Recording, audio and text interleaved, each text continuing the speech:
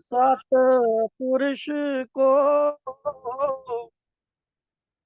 बंदिए बारंबार, मंगत नजर नियाल तिन, पल में करे उदार। तत्ज्ञानी सतपुरुष को बंदिए बारंबार, मंगत नजर नियाल तिन,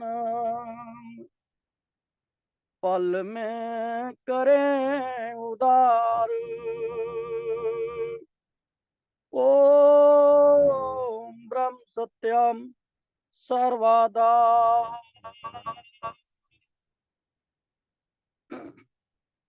आदरणीय योग मातृशक्ति एवं प्रेमी जियो, आज सतगुरुदेव महाराज जी हमें दुख का रूप सकल संसार,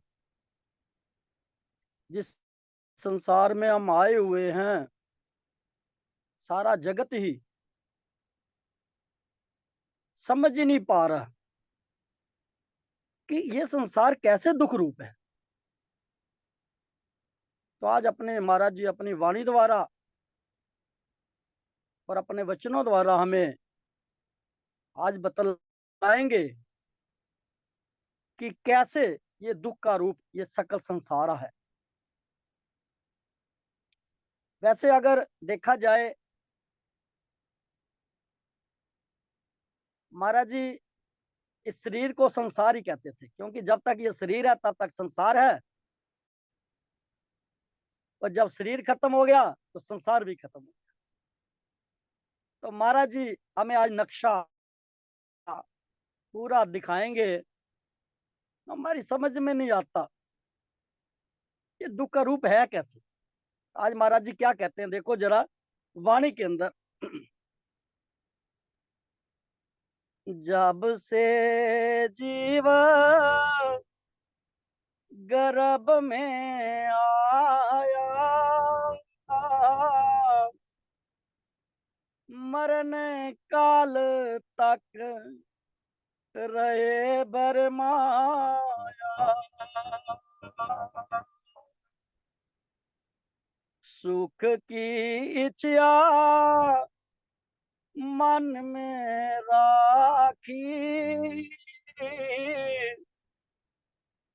जतन करे बहु रंग भाती, बाल जोबन जरा बिताई, रंचक सुख की सारे नहीं पाई, विपत विपत में जन्म गवाए, अगन तृष्णा नित जलाए,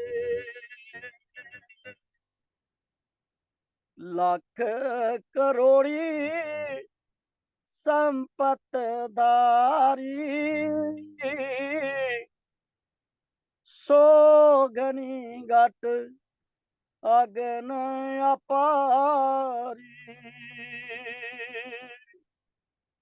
मिटे न तृष्णा शांत न बाखे, भरम विच नहीं सत सुख चाखे, दुखी दलिदरी नित दुख पाई, चिंता अधिक मन लागत ताई, राजा बैठ सिंहासन दुख पावे, अधिक तृष्णा जिया जलावे। प्रभु प्रेमियों, शब्द तो बहुत लंबा है, ये दो चार लाइनें ही महाराज जी की है, इसी के ऊपर थोड़ा सा गौर करते हैं। ये ग्रंथ श्री संता प्रकाश, इसमें शब्द नंबर 836 से ये शब्द शुरू है। अगर आपने पूरा पढ़ना हो बाद में, इसमें पूरा निचोड़ दिया गया है। तो सतगुरुदेव महाराज जी इस युग के अवतारी पुरुष अमरवाणी के इस पावन शब्द में क्या फरमाते हैं, जरा हमें ये विचार करना है। प्रेमी जियो, यह संसार एक दुखालय है। हमारा जी शब्द के जरिए हमें क्या समझाने की कोशिश कर रहे हैं, पर हमें दुखालय नजर ही नहीं आता है। सदियों से आए हुए हैं, हमें तो बड़ा अच्छा लगता है, तभी बार बार हम संसार में फंसते हैं। अब देखो ना, एक नाली का कीड़ा होता है ना, जो उसको अगर गंदगी से बाहर निकालो तो तड़फता है। यही गत हमारी है, हम सदियों से इस दुखालय में फंसे हुए हैं, इससे निकले ही नहीं चाहते। तो इसलिए सदगुरुदेव फरमाते हैं, कहते हैं, प्रेमी जियो, ये जो संसार है एक दुखालय है। यहाँ क्या राजा, क्या रंग, क्या धनी, क्या निर्धन, क्या गृहस्थी, क्या विरक्ति, क्या पढ़े लिखे, क्या अनपढ़, सभी दुख में ही है। किसी को नहीं छोड़ा महाराज जी ने, सारे इसके बीच में आ गए। सारे विश्व में जो परम पिता परमात्मा ने ये संसार रचा है, सारे इसके बीच में आ गए हैं। महाराज जी क्या कहते हैं, क्यों दुख में है? क्योंकि यह संसार एक विखमी घाटी है। भाई ये समझना है हमें, समझ नहीं आती हमें, बड़ा बड़ा टाइम हो गया। महाराज जी हमारी आंखें खोलने की कोशिश करते हैं, आज फिर हमें समझा रहे हैं। जिसमें से हर एक जीव को गुजरना पड़ता है, आपने परम धाम तक पहुंचने के लिए इस संसार मजा लेने की जगह नहीं है, यहाँ हर मजे की सजा है। अब जितना जितना संसार के अंदर फंसते हैं ना, उतना उतना कर्म जाल के अंदर और ही फंसते चले जाते हैं, दल दल के अंदर फंसते चले जाते हैं। यहाँ सिर्फ जितने आप मजे ले रहे हैं, पाप कर्म कर रहे हैं, पुण्य कर्म कर रहे हैं, ये सब की हमें सजा मिलेगी। कोई भी इससे हमें छुड़ाने वाला नहीं। हमारा जी कह रहे हैं, आज बड़े मजे ले रहे हो, बुरे काम करते हो, दूसरों को दुख देते हो, अपने सुख के लिए ना जाने कितने जीवों को कष्ट देते हो। भाई ये जितने तुम मजे आज ले रहे हो, कल यही तुझे दुख के रूप में आएंगे, इससे कोई नहीं बच सकता। इसलिए महाराज जी कहते हैं, मजा लेने की जगह नहीं है, यहाँ हर मजे की सजा है। जो इस संसार के धन पदार्थ, मैल आराम आदि में सुख मान रहे हैं, वे गंदे नाले में सुख का एहसास करने वाले शुक्र की न्याय है। तो महाराज जी ने शब्द के अंदर क्या फरमाया, जब से जीव गर्भ में आया। अब अपनी हम कहानी सुने जरा थोड़ी सी। महाराज जी क्या कहते हैं, जब से जीव माता के गर्भ में स्थित होता है, तब से लेकर मरण काल तक दुख ही दुख रहता है। अब देखो, माता के गर्भ से लेकर, यानी जन्म से लेकर मृत्यु तक ये जीव जो है दुखी रहता है। अब अगर महाराज जी हमें थोड़ा समझाने की कोशिश करें, भाई तुम विचार नहीं करते हो, जरा ये विचार करो कि एक व्यक्ति को कुछ समय के लिए, कुछ क्षण के लिए उल्टा दिखा दे तो उसकी क्या गत होती है। और मातृ गर्भ के अंदर मल मूत्र की देह के अंदर 9 महीने तक लटका रहता है। कीड़े खा रहे होते हैं। और जब थोड़ा सा 6-7 महीने का जब बनता है, तो फिर माता जो भी नमकीन चीजें, कौड़ी चीजें जो कुछ खाती है, वो बच्चे को बहुत कष्ट देती है। तीखी तीखी चीजें खाती है, वो भी उसको जाके कष्ट देती है। तड़पता है अंदर, कीड़े की तरह तड़पता है, और अपने प्रभु से कहता है, प्रभु इन कष्टों से मुझे निकाल दो। ये बात भूल जाता है कितना भारी कष्ट है। मलमूत्र के अंदर पड़ा हुआ हूँ, कीड़े मुझे खा रहे हैं, कितनी कितनी कौड़ी चीजें दी जाती हैं, कितनी कितनी तीखी चीजें, मसाले वाली चीजें आती हैं और शरीर को खाती है। कितना भारी दुख। आगे महाराज जी क्या फरमाते हैं, तब से लेकर मरण काल तक दुख ही में रहता है, इसी भरम में रहता है कि अभी तो दुख है, शायद आगे सुख मिल जाए। जीव माता के गर्भ में स्थित होता है तो किसी दुखद अवस्था में होता है। 9 महीने तक माता के गर्भ में उल्टा लटका हुआ माँ के मल मूत्र के बीच पड़ा रहता है। जैसे ईंटों के भट्ठे पर मिट्टी से बनी हुई ईंटों को अग्नि में पकाया जाता है, ऐसे ही माता के उदर में गर्भ अग्नि में तपा तपा कर इस शरीर के अंगों का निर्माण होता है। कितना भारी कष्ट है। कभी हमने विचार किया इसके बारे में, भाई कितना भारी कष्ट होता है। और मैं फिर उसी की तैयारी करता हूँ।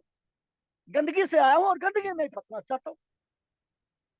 तो इस गंदगी से कब निकलेंगे हम? ये प्रभु ने हमें मौका दिया हुआ है।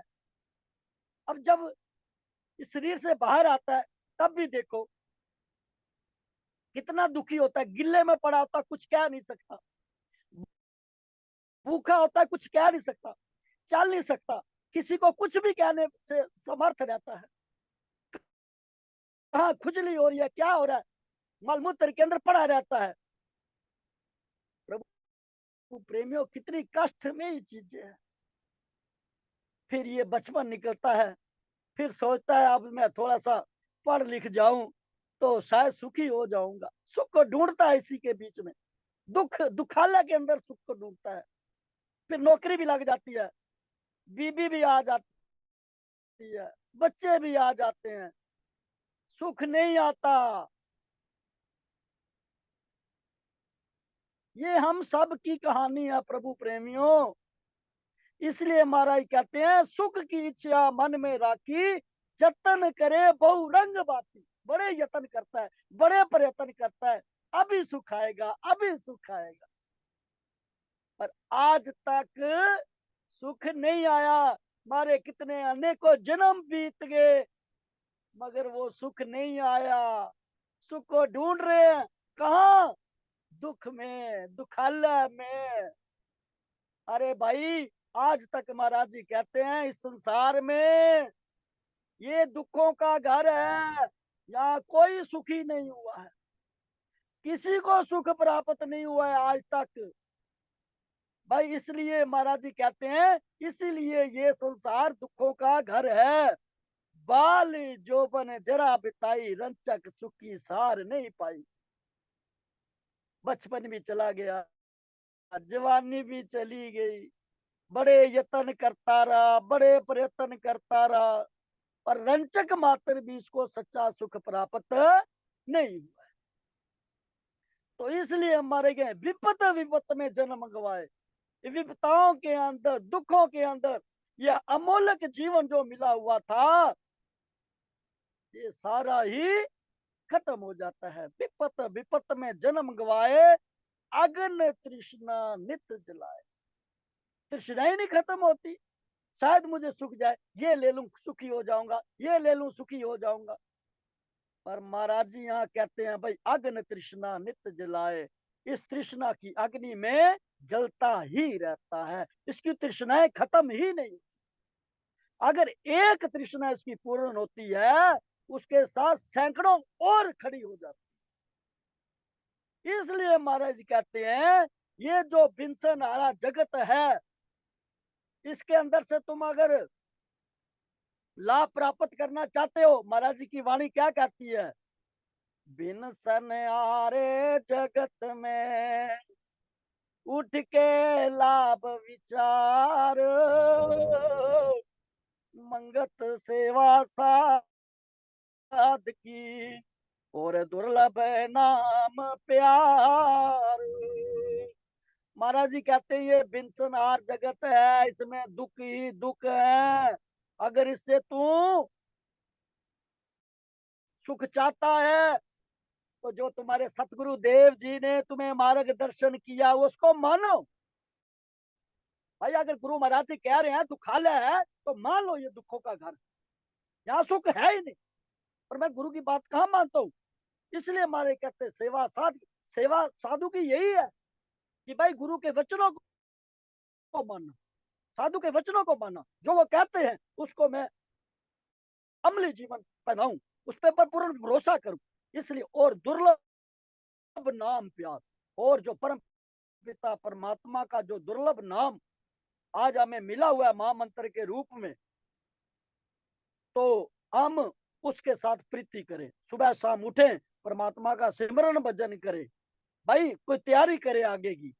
ये दुखों का घर है, दुखों में कब तक आते रहेंगे, इस दल दल में कब तक बसते रहेंगे। ना जाने कितने हमारे जन्म बीत गए, कितने हमने परिवार बनाए, कितनी बीबियां बनाई, कितने बंगले बनाए, खाली कर करके आ गए हम, फिर भी हम उधर ही लगे हुए, आज तक हमारा कुछ नहीं बना। फिर उस दुखों में से निकलता है और दुखों में ही फंसता है।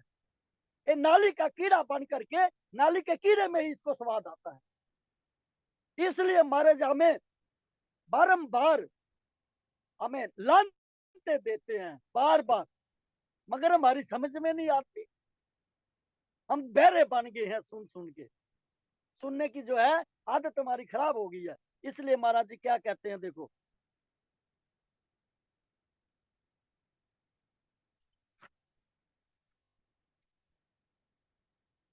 कुछ वर्षों तक तो ऐसी लाचारी में जीवन बिताकर जीव बाल अवस्था में प्रवेश करता है।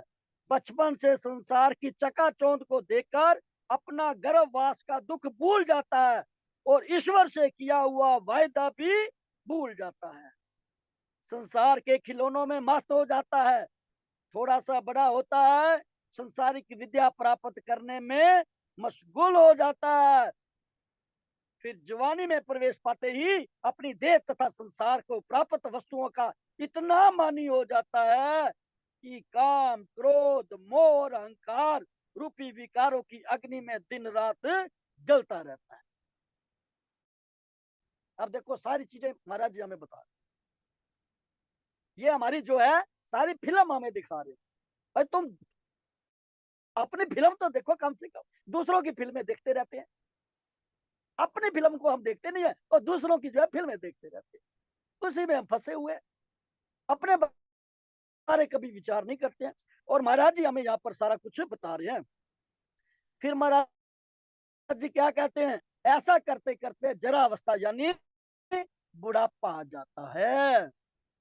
शरीर बाहर से दिखता तो वही का वही है, लेकिन दिन ब दिन अंदर से क्षीण होता चला जाता है। इंद्रियों की भोगने की क्षमता क्षीण हो जाती है। शरीर की रोग प्रतिकारक शक्ति क्षीण होते ही कई प्रकार के रोग घेरे लेते हैं। जीव फिर से लाचारी और बेबसी की अवस्था में रहता है।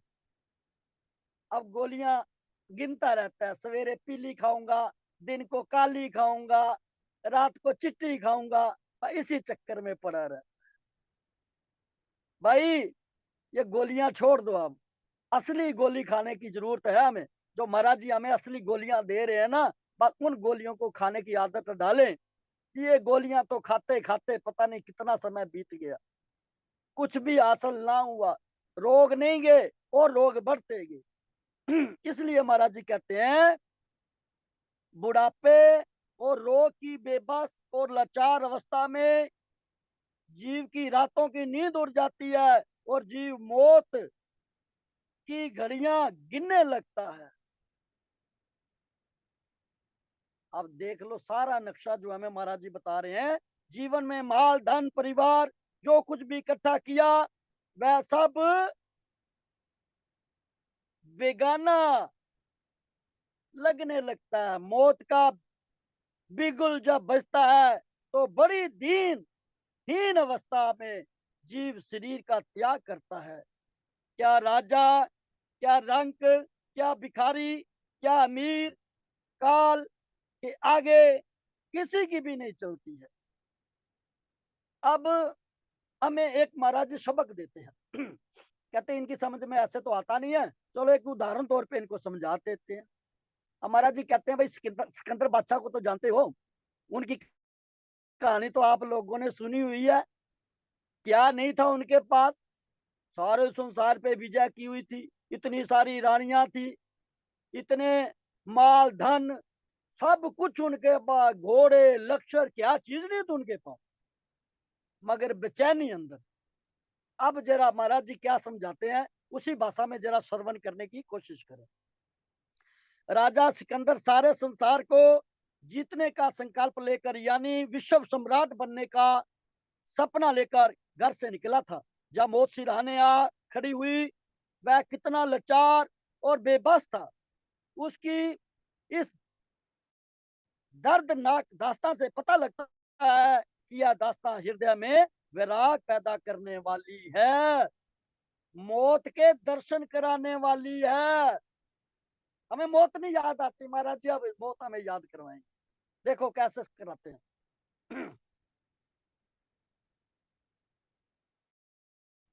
वक्ते मुर्दन यूं सिकंदर ने हकीमों से कहा, मौत से मुझको बचा लो करके मेरी कुछ दुआ। सर हिला कर यूं कहने लगे कि ये शान शाह, मौत को किसको फना मिली आती है सबको फना। मेरी समझ कब आएगी? मैं सारे पैसे लगा देता हूँ, हॉस्पिटलों में देता हूँ, मुझे बचा लो, मुझे बचा लो। भाई वहां कुछ नहीं चलता, ये सिक्का जो है वहां भी नहीं चलता है। इसलिए आगे क्या फरमाते हैं, जितने भी उनके पास जो थे हकीम थे, जो इलाज कर रहे थे,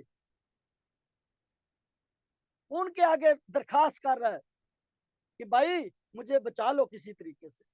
मगर हकीमों ने भी जवाब दे दिया, डॉक्टरों ने जवाब दे दिया, भाई हम कुछ नहीं कर सकते, उस परमात्मा के आगे किसी की नहीं चलती है, एक दिन इसको जाना ही पड़ेगा। इसलिए महाराज जी आगे क्या फरमाते हैं, फिर किसके पास जाता है? पहले पैसे का सहारा लेता है कि मैं ठीक हो जाऊं, मेरी जिंदगी बढ़ जाए। अब क्या कहते हैं महाराज जी आगे,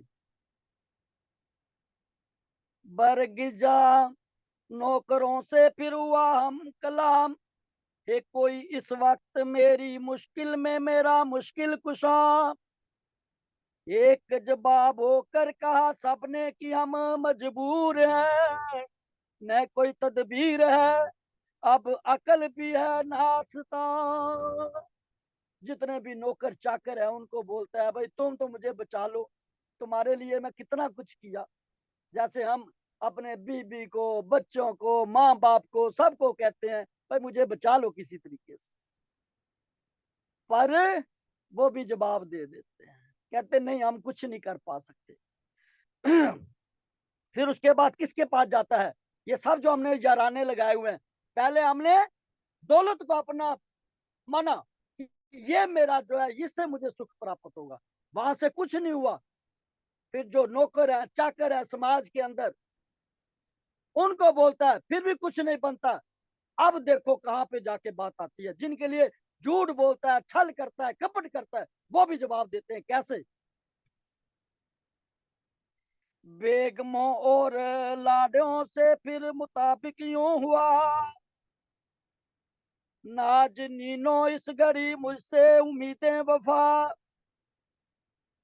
सरदाहें भर के वह रोती हुई कहने लगी, कुछ न बस में हमारे, किस तरह हम ले बचा। जिनके लिए झूठ बोला, छल किया, कपट किया, बेईमानियां की, वो भी आखिर में जवाब दे जाते हैं, कहते हैं हम भी कुछ नहीं कर सकते राजा जी, कुछ नहीं कर सकते। जिनके पीछे हम मर रहे हैं, अपना जो असली प्रीतम का उसको भी छोड़ देते हैं, फिर झूठे संसार के साथ मोहब्बतें लगाई हुई है। भाई सब ने साथ हमारा छोड़ना है, किसी ने साथ नहीं देना है। इसलिए महाराज जी क्या आगे कहते हैं कुछ खजाने दफीने सामने तब निकलवा लिए, ये मेरी दौलत तू चलना साथ मेरे अब जरा। दौलत ने यूं कहा हसरत बड़ी आवाज से, मैं हूं साथी इस जहां की, वो जहां है दूसरा। भाई जिसके पीछे हम मारे मारे पड़े हुए हैं, खाने हमने दो फुलके हैं, और ना जाने कितना पसारा फंसाते रहते हैं। प्रभु प्रेमियों, ये दौलत भी जो है जब तक यहाँ पे है तब तक कुछ हमें जो है इसका जो इस्तेमाल कर सकते हैं। ये दौलत भी साथ नहीं जाती है। एक सुई कहते हैं ना, एक सुई जो है ना वो भी हम साथ नहीं लेके जा सकते। साथ क्या जाता है? जो आज हम कर्म कर रहे हैं, अच्छे कर रहे हैं, बुरे कर रहे हैं, सत्सिमरन कर रहे हैं या नहीं कर रहे हैं, जो कुछ भी आज जो कुछ भी हम इकट्ठा कर रहे हैं, ये सारा हमारे साथ जाता है।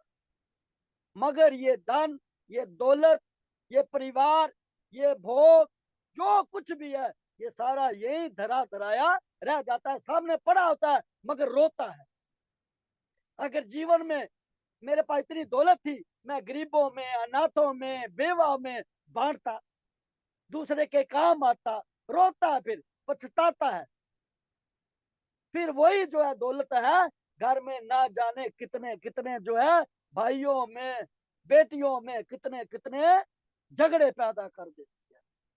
अरे भाई, जो परमात्मा ने दिया है, आज ये तन दिया है, मन दिया है, धन दिया है, इसको परोपकार में लगा लो।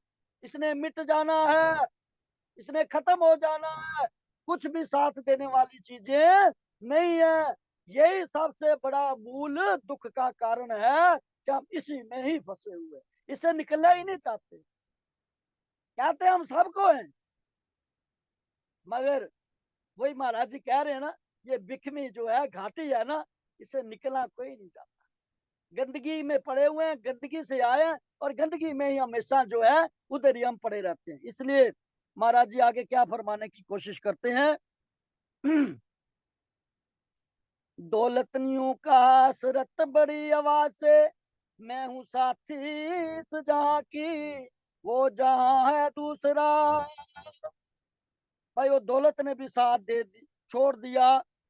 अब क्या कहते हैं महाराज, तोता चश्मी देख कर सबकी ओर, सुनकर जवाब रो पड़ा साहे सिकंदर, हाथ में तनहा चला।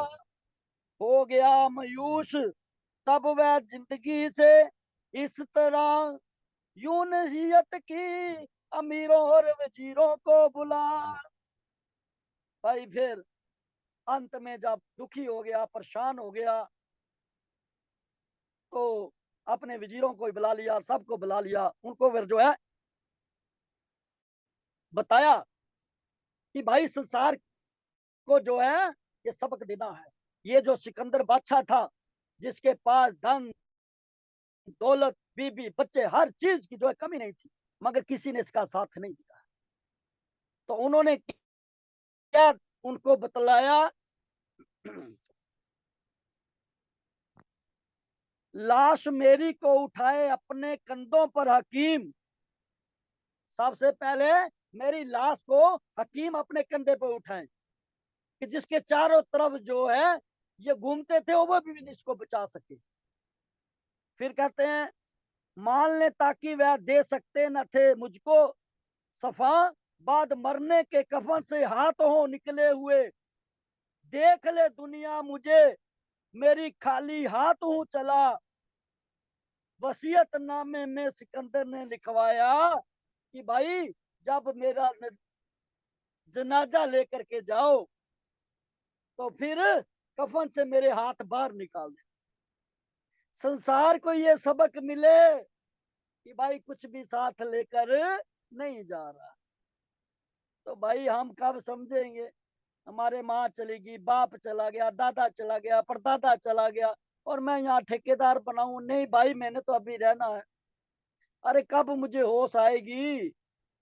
महाराज जी हमें इस दल दल से बार बार निकालने की कोशिश कर रहे हैं। फिर लास्ट में जो है, जो बात हुई है, महाराज जी का एक शब्द आता है, लोक कुटुंब ना संग चले, माल धन इकबाल, चले निमाणा जगत से, जब आन पछाड़े कालो। प्रभु प्रेमियों, महाराज जी का एक एक शब्द अगर हम पढ़ें, एक एक वाणी पढ़ें, तो क्या होता है फिर? साथ सब जो चल रहे, रो रो के कह रहे थे, देख लो शाह दुनिया खाली हाथों से जा रहा है, कर लो इकट्ठी नेकियां। अब देखो सब क्या देते हैं, कर लो इकट्ठी नेकियां और छोड़ दो झूठ का फरेब, जाओगे तुम भी अकेले, साथ ना कुछ जाएगा। अर्थी के साथ जो भी चल रहे थे, सभी रो रो कर कह रहे थे, ए दुनिया वालों, देख लो दुनिया का शहंशाह इस संसार में खाली हाथ जा रहा है, यहाँ से कुछ भी दुनिया की चीज साथ नहीं जा सकती है। इसलिए झूठ, कपट और प्रेम को छोड़कर नेक कर्म करो, नेक कर्मों की पूंजी इकट्ठी कर लो, वही साथ जाएगी। और घर परिवार माल धन में से कुछ भी साथ नहीं जाएगा, यहाँ से अकेले ही जाना पड़ता है। यही ईश्वर का विधान है। क्योंकि महाराज जी ने वाणी में जो लास्ट लाइन हमने पढ़ी थी, राजा बैठ सिंहासन दुख पावे, अधिक तृष्णा जिया जलावे। अरे सब कुछ मिल भी जाएगा, तब भी दुख के सिवाय कुछ भी हमें प्राप्त नहीं होगा। इसलिए प्रभु प्रेमियों, महाराज जी ने तो सारा नक्शा खोल के हमें बता दिया कि कैसे ये दुख का रूप है, कैसे ये संसार जो है दुखों का घर है। ये सारी चीजें महाराज जी ने बताई हैं।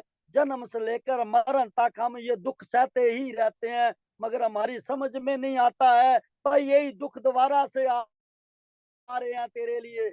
अगर कुछ नहीं करेगा, नाम नहीं जपेगा, गुरु की बात नहीं मानेगा, परोपकार नहीं करेगा, फिर दुखों में फंसने वाला है तू, फिर दल दल में फंसने वाला है, फिर 84 के पैर में फंसने वाला है। प्रभु प्रेमियों, बारंबार विचार करें। महाराज जी हमारी हमेशा आंखें खोल रहे हैं, भाई जाग जाओ, जैसे भी हो सकता है जाग जाओ। जो समय आपके पास है प्रभु के चरणों में लगा दो, अगर दुखों से बचना चाहते हो। नहीं तो दुख जो है हमेशा हम घेर करके रखेंगे, इस दुखों से हम नहीं बच पाएंगे। इसलिए सतगुरुदेव जी हम पर कृपा करें, अपना आशीर्वाद दें, ताकि हम महाराज जी के इस दुखालय में जो आए हुए हैं इसको दुख रूप समझ करके हम कल्याण के मार्ग पर चले। ओम ब्रह्म सत्यम सर्वधा।